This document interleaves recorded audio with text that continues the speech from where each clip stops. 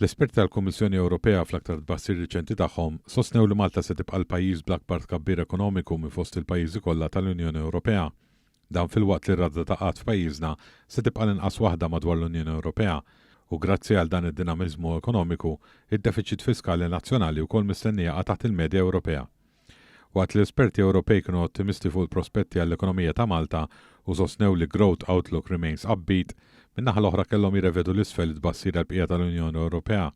Tant li fil-waqt li f'Novembru kienet bassru tkabbir ta' 1.5% għal din is-sena, issa dan tnaqqas għal 1.1%, l-aktar minħabba l-inċertezza ekonomika li ġabu d-diskussjonijiet dwar tariffi min-naħa tal-Istati Uniti tal-Amerika.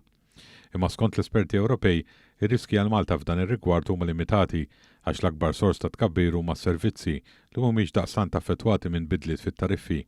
Minn barra hekk f'pajjiżna hu mistenni li l-konsum privat ikompli jiżdied bil-kbir u jsostni l-andament ekonomiku. Fattur importanti li jissemma u titjib fil-pagi li mistenni jkun akbar mir-rata tal-inflazzjoni li se tibqa' limitata.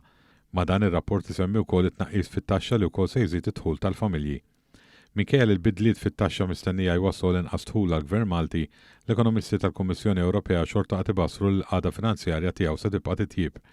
Fil-fatt mbassar li għall-ewwel darba mill-pandemija l-hawn, id-deficit tal-Gvern Malti se jkun inqas mill-medja tal-pajjiżi tal-Unjoni.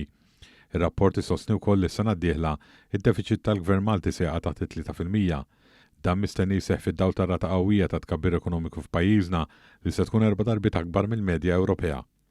Fl-aħħar nett ir-rapport jinnota li l-pis tad-dejn pubbliku f'pajjiżna mistenni jistabilizza taħt 68%, mentri bħala medja fiż-żona euro dan se jkompli jiżdied u jilħaq il-91% s-sena d-dieħla.